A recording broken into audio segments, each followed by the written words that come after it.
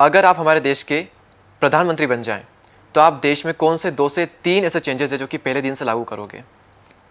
यदि मैं देश का प्रधानमंत्री बन जाऊं तो सबसे पहले जनसंख्या नियंत्रण कानून लेके आ जाऊंगा। जनसंख्या कंट्रोल। यदि आपने 2 से अधिक बच्चे पैदा किए तो आपको सरकारी सुविधाएं नहीं मिलेंगी और वोट डालने का अधिकार नहीं होगा आपका सदा के लिए, और आपकी संतानों को भी, और उसकी आने वाली पीढ़ी को भी, संतान को कोई सरकारी सुविधा नहीं मिलेगी।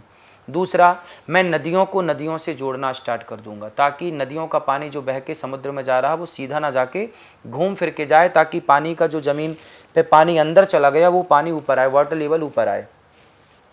तीसरा, मैं यदि प्रधानमंत्री बन जाता या बन जाऊंगा तो मैं सबसे पहले शिक्षा फ्री करूंगा। जितना पढ़ना है बच्चा पढ़ो।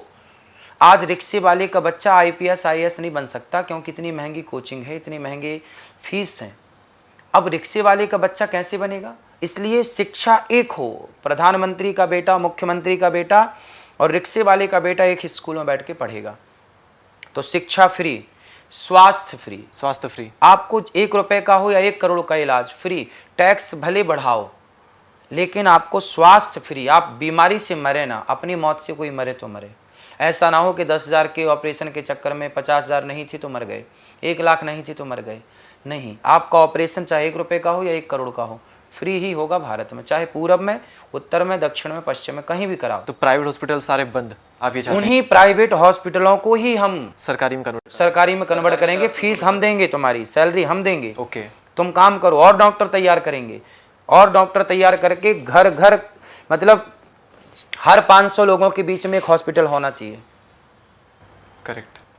और इस तरह की व्यवस्था, सारे प्राइवेट हॉस्पिटल रहेंगे पर वो सरकारी हो जाएंगे। उनके सारी जो डॉक्टर हैं सब सरकार में फीस में चलेंगे, सरकार उनको पैसा देगी और सरकार उसको अपने कंट्रोल में चलाएगी। सारे स्कूल सरकार अपने कंट्रोल पर रख के, और एक सी शिक्षा प्रणाली सबके लिए सेम, एक सी। ओके, बहुत बढ़िया। इतिहास के सबसे महान संत कौन रहे हैं आज तक के? इतिहास के सबसे महान संत हमारे जो आचार्य हुए हैं सभी एक से बढ़कर एक। स्वामी श्री रामानुजाचार्य जी, रामानंदाचार्य जी, आद्य शंकराचार्य जी, ये सभी महान हुए हैं। अब इन संतों में ना कभी को बड़ छोट कहत अपराध हो। तुलसीदास जी कहते हैं कि भक्तों में और संतों में ये नहीं देखना चाहिए कि कौन बड़ा और कौन छोटा है। छोटा बड़ा कहने से अपराध लग जाता, क्योंकि संत तो सभी हैं। संत तो संत है, महान है, इसलिए सभी को प्रणाम है, सभी महान हैं। छोटा बड़ा कहने का भाव नहीं। आपको चूज करना है इन 2 में से कोई सी एक चीज, गीता या रामायण? दोनों ही अपनी जगह श्रेष्ठ हैं। कोई एक जो आपको ज्यादा पसंद हो तो? नहीं, आप ये मत कहिए एक, आप ये कहिए कि बच्चों को गीता भी पढ़ाओ और रामायण भी पढ़ाओ, रामचरितमानस। क्योंकि भगवद गीता के श्लोकों का जो अर्थ है ना वो रामचरितमानस है।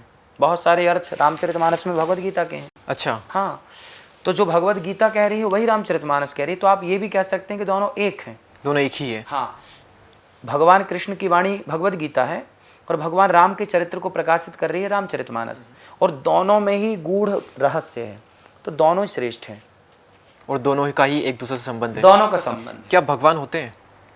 भगवान ना होते तो आप ना होते। अगर होते हैं, चलो मान लिया, तो क्या सभी भगवान एक ही है या अलग अलग है?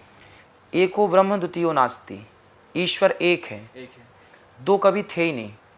वह एक ही अनेक रूपों में है, जैसे राम, कृष्ण, नारायण, विष्णु, हरि, नरसिंह, वामन, धन्वंतरी, कच्छप, ये सब एक हैं, सभी एक ही है, एक तत्व है। उस एक तत्व को अनेक नामों से, जैसे हम पानी को अनेक नामों से जानते, पानी, वारी, नीर, हाँ, है ना, हम ओस कहते हैं, ओस, भाप, बर्फ, एक ही तो है, नाम अलग है। उसी तरह रूप और नाम अलग अलग हो गए। त्रेता में आए तो राम हो गए, द्वापर में आए तो कृष्ण हो गए, प्रहलाद जी के आए तो नरसिंह हो गए। एक ही आ रहे हैं, दो नहीं आ रहे हैं, एक ही आ रहे हैं। राम बनकर वही आ रहे हैं, कृष्ण बनकर वही आ रहे हैं, नारायण राम बनकर। लेकिन ये तो सारे विष्णु जी के अवतार थे, शंकर जी, हनुमान जी, अगर इनकी हम बात करें तो ये सब भी एक ही है। देखो, भगवान विष्णु के 24 अवतार है जिसमें राम कृष्ण मुख्य हैं। हाँ। अब भगवान शिव कौन है? भगवान नारायण की नाभि से कमल उत्पन्न हुआ, कमल में ब्रह्मा जी प्रकट हुए और ब्रह्मा जी की भ्रकुटी से भगवान शिव का प्राकट के फिर तो सभी एक ही है ना। तो भगवान शिव कौन है? हरि हरि और न भेदा। हरि मतलब नारायण और हर मतलब शिव, इनमें कोई भेद नहीं है। दिखने में दो हैं ये, मूल में एक है। किस में ज़्यादा पावर है, राधे राधे या जय श्री राम? देखो ये दोनों मुश्किल है आपके पावर हैं। राधा परम शक्ति है, शक्ति स्वरूपा राधा है और नारायण स्वरूपा राम है। तो नारायण शक्ति के बिना रहते नहीं, नारायण लक्ष्मी के बिना कहाँ रहते हैं? नहीं रहते हैं। तो लक्ष्मी है राधा और राम है नारायण, तो ये दोनों लक्ष्मी नारायण और दोनों एक दूसरे के पूरक हैं। दोनों की शक्ति एक दूसरे के बिना कुछ भी नहीं है। ये दोनों जब दोनों जुड़ते हैं, इसलिए हमारे यहाँ एक की पूजा नहीं होती। मंदिर में राम अकेले नहीं है, सीता सहित हैं। राधा अकेले नहीं है, कृष्ण सहित है। राधे कृष्ण, सीता राम, गौरी शंकर, लक्ष्मी नारायण, ये दोनों पूरक हैं एक दोनों के। आप क्या कहते हैं, राधे राधे या जय श्री राम? हम तो जय श्री राम भी कहते हैं, राधे, क्योंकि हम अंतर नहीं मानते ना। नहीं जनरली, लेकिन जब भी आप किसी राधे राधे भी कहते हैं, जय श्रीमन नारायण भी कहते हैं, जय श्री राम भी, क्योंकि हम लोगों को ये लगते ही नहीं कि अलग अलग हैं, एक ही है सब कुछ। राधा, राधा का मतलब क्या है? आप राधा राधा बोलिए, राधा राधा राधा राधा, धारा बोलिए, आधार आधार आधार आधार आधार, आधार बोलेंगे तो राधा अपने आप आएगा, क्योंकि सृष्टि का आधार ही राधा है ना। करेक्ट। तो राधा का अर्थ है, राधे का अर्थ है राम, मतलब राम, धा मतलब धारण करने वाली। जो राम को मतलब नारायण को जो अपने में धारण करती हैं वही तो राधा है।